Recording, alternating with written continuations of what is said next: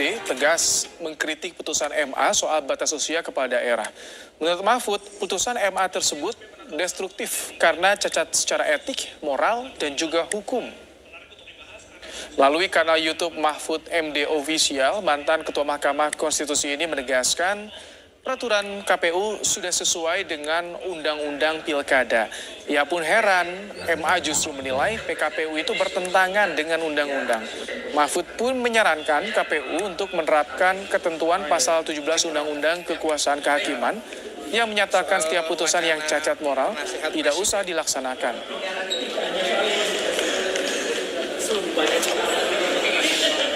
Nah, ini tiba-tiba dibatalkan katanya bertentangan. Bertentangan dengan yang mana? Peraturan KPU sudah benar. Itu tadi ini negara ini cara berhukumnya udah rusak dan dirusak. Sehingga saya katakan males saya bicara yang kayak gitu-gitu. Biar aja tambah busuk. Pada akhirnya kebusukan itu akan runtuh sendiri kan suatu saat. Kalau ini yang begini-gini diterus-teruskan ya sudah silahkan aja. Apa yang mau kau lakukan aja.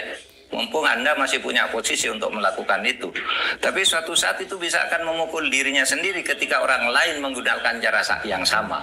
Oleh sebab itu ini bukan hanya cacat etik, cacat moral, tapi juga cacat hukum. Nah kalau berani, ya lakukan aja ketentuan pasal 17 Undang-Undang Kekuasaan Kehakiman yang menyatakan bahwa setiap keputusan yang cacat moral saja, apalagi cacat hukum, cacat moral, tidak usah dilaksanakan.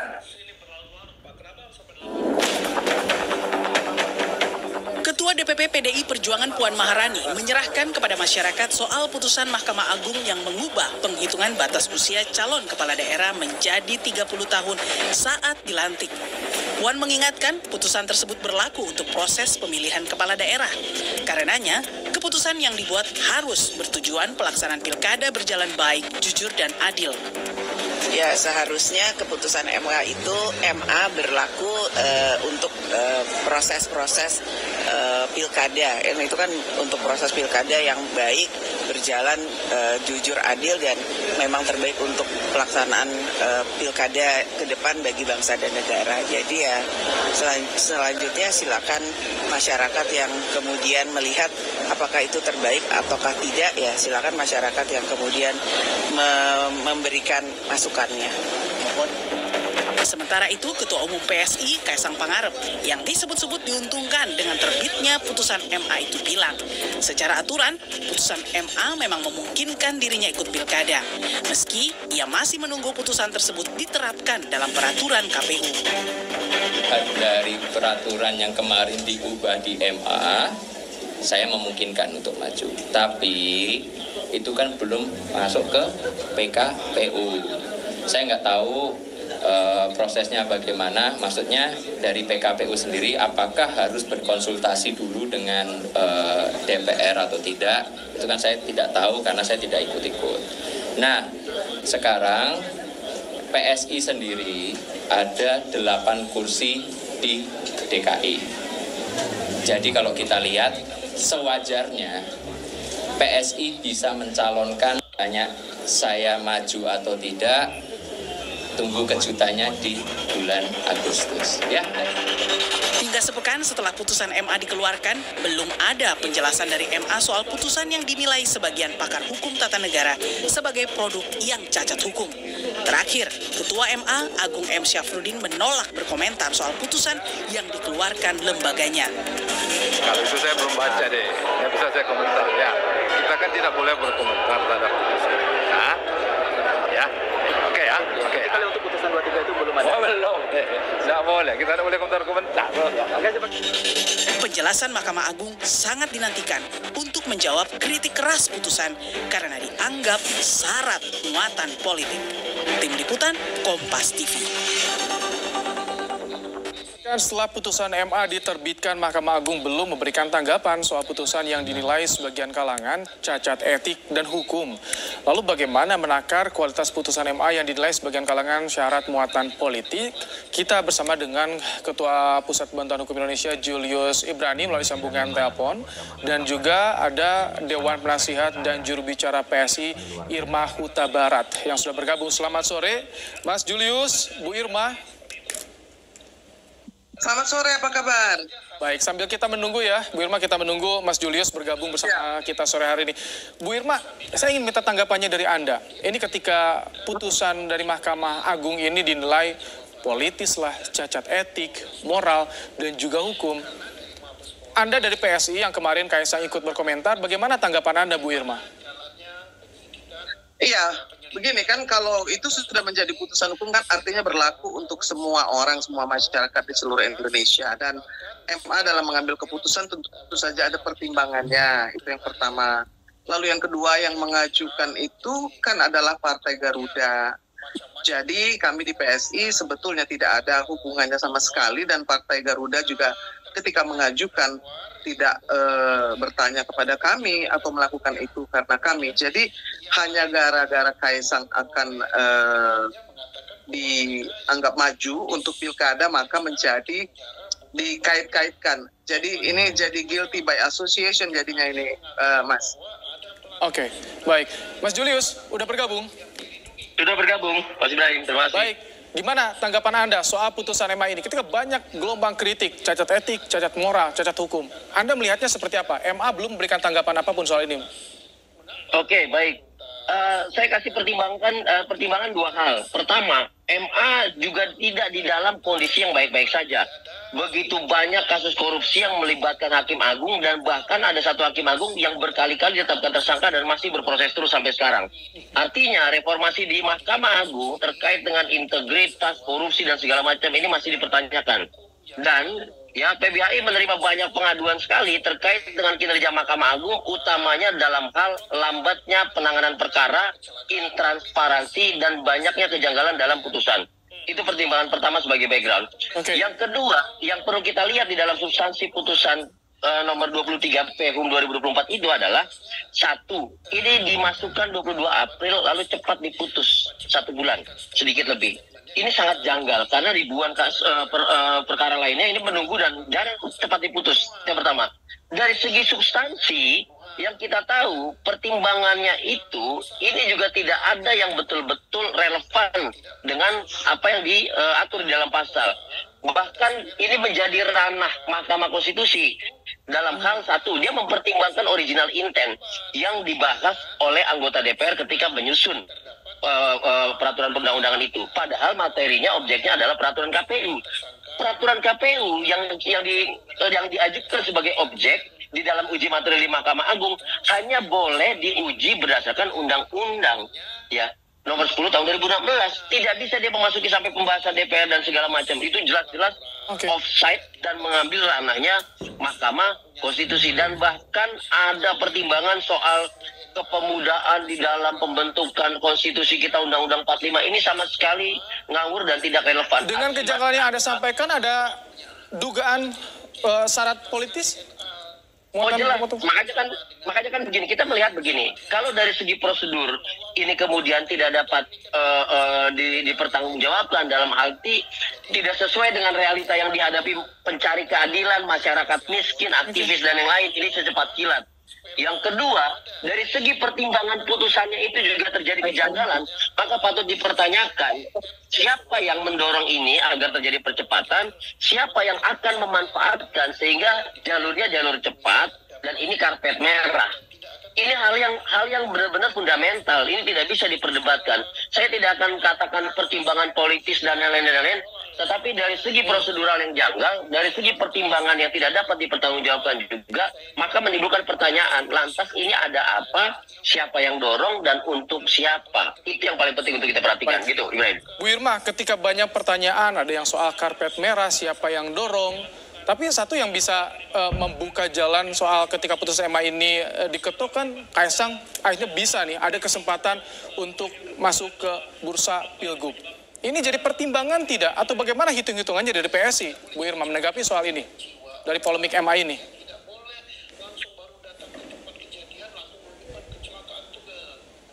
Halo Bu Irma. Tampaknya ada sedikit gangguan, nge-freeze Bu Irma. Mas Julius, kalau misalkan tadi banyak kejanggalan yang Anda sampaikan, ini mungkin nggak kalau misalkan nanti tahapannya KPU untuk meminta tafsir kepada Mahkamah Konstitusi terhadap tafsir MA ini, Mas Julius? jelas ini bukan sekedar tafsir ya, tapi ini sudah melampaui kewenangan Mahkamah Agung bahwa undang-undangnya tidak berubah dan peraturan KPU adalah pelaksana undang-undang, tapi dia mengubah si perintah undang-undang itu padahal harusnya ranahnya di Mahkamah Konstitusi. Artinya tidak cukup dari sekedar tafsir. Dia harus dalam konteks uji material. Oleh karenanya ini sedang kami pertimbangkan, Mas Ibrahim bersama teman-teman. Kami akan mengajukan itu kepada Mahkamah Konstitusi dengan segera untuk menjadi pijakan yang kuat. Tidak bermain-main di KPU yang kita tahu sendiri ketuanya bermasalah. Tahan dulu Mas Julius ya. Baik, saya ingin memberikan porsi juga kepada Bu Irma sudah kembali bergabung. Bu Irma, ini kan dengan adanya putusan MK tak dapat dipungkiri ada peluang bagi Kaisang untuk masuk di bursa Pilgub. Ini tidak akan jadi beban buat PSI dengan tengah polemik MA ini. Bagaimana sih hitung-hitungannya dari PSI? Iya, kalau kami kan melihat bahwa pertama bukan kami yang mengajukan, dan juga kalau soal mengkritisi MA, tentu saja kita sepakat bahwa masih banyak yang perlu dikritisi ya kan. Tetapi kan tidak berarti serta-merta itu adalah satu keputusan yang dikeluarkan hanya untuk Kaisang dan memuluskan jalannya Kaisang semata.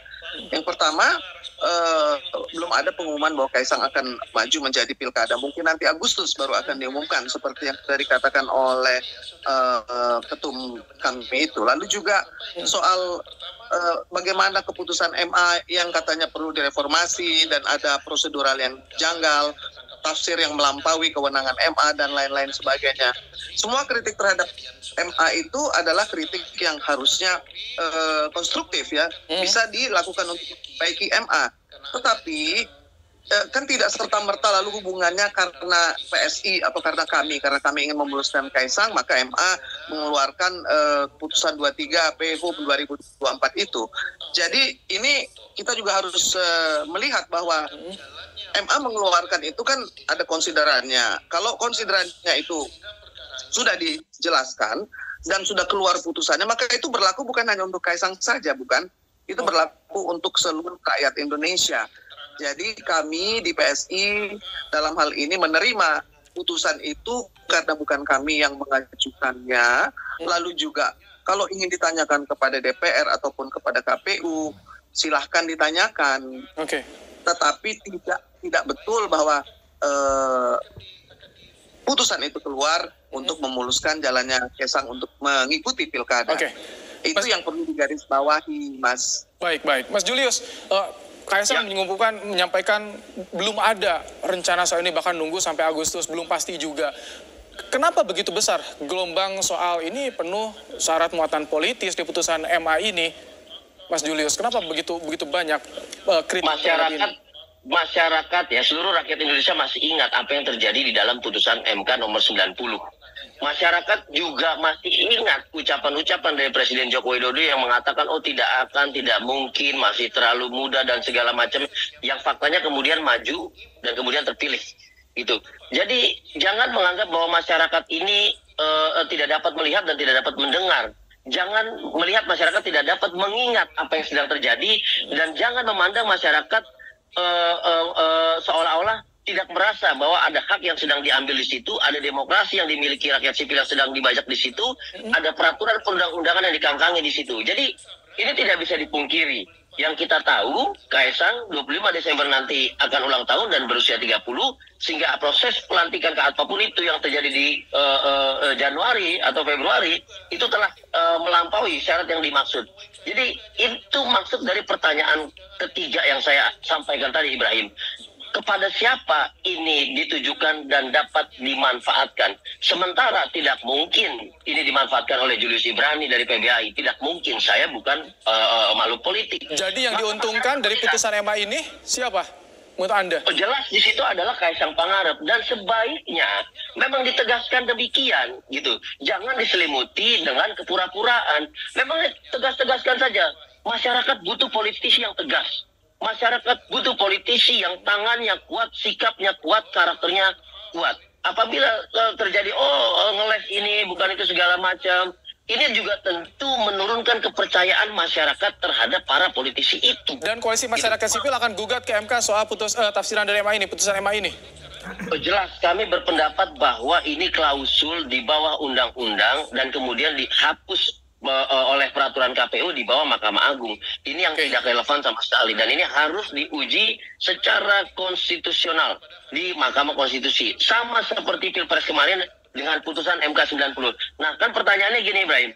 Apabila nanti kita ajukan putusannya lalu seperti putusan MK 90, apakah kita akan menerima? Tentu dengan prosedur yang baik, dengan pertimbangan yang tepat dan relevan dan mendidik politik bagi bangsa, kami akan terima dengan lapang dada. Titik. Baik, Bu Irma, bagaimana sebetulnya keseriusan dari Kaesang nanti kita masuk di bursa Pilgub Jakarta, terutama Bu Irma? Bagaimana PSI melihat ini? Iya, gini, kan kita melihat ada politisi muda yang sedang bersinar ya, dan tentu saja aspirasi masyarakat kita lihat bahwa aspirasi masyarakat sudah menginginkan ada Budi Satrio dengan Kaesang, lalu juga beberapa waktu yang lalu kita lihat banyak orang dari Depok yang menginginkan Kaesang untuk maju sebagai wali kota. Saya pikir itu baik saja karena memang kita butuh politisi muda, politisi yang ingin membawa perbaikan, lalu juga menampilkan sebagai representasi dari Gen Z dan milenial yang merupakan sebagian besar pemilih. Jadi saya pikir itu adalah hal yang baik dan positif ya. Kita mau lihat nih, kasih jalan untuk politisi muda. Tetapi yang tadi saya ingin jawab kepada Bung Julius bahwa apapun keputusan MA kan tidak berarti itu karena PSI, karena untuk Kaesang itu loh yang bahaya. Karena kalau semuanya dipelintir lalu kemudian seolah-olah semua bisa diatur oleh PSI, luar biasa sekali kami. Sementara kami kan partai bayi yang isinya politisi muda. Baik. Jadi jangan dikaitkan dengan serta-merta seperti itu, karena menurut saya juga itu tidak mendidik juga ya kan. Kita lihat bahwa memang banyak menginginkan anak muda untuk maju. Kalau masih ada halangan, ya tentu saja bisa diubah. Kalau ngomongnya lain, sekarang berubah. Baik, tahan sedikit ya. Bu Irma, saya juga ingin minta tanggapan dari Anda PSI ini. Sekarang ramai narasi soal MK milih kakak, MA milih adik. Bagaimana tanggapan Anda? Karena ini ramai sekali narasinya di media sosial juga. Bagaimana Anda tanggapannya? Iya, tidak masalah. Kan kita sekarang serba terbuka. Ya kan, apapun yang dilihat hasil putusan itu bisa dikaji, bisa dipertanyakan, lalu bisa di-counter. Ini kan juga zaman bukan hanya transparan, tetapi juga bisa di-challenge. Namun, mendiskreditkan itu kan tidak baik, karena seolah-olah menutup jalan bagi politisi muda. Dan kebetulan PSI adalah gudangnya politisi muda. Saya aja yang juru bicara, yang rambutnya sudah putih, tapi yang maju kan yang muda-muda semua, Mas Ibrahim. Tapi kita tunggu ya, bagaimana nanti keputusannya di Agustus. Julius juga kita tunggu bagaimana koalisi masyarakat sipil untuk mengajukan gugatan ke Mahkamah Konstitusi. Terima kasih.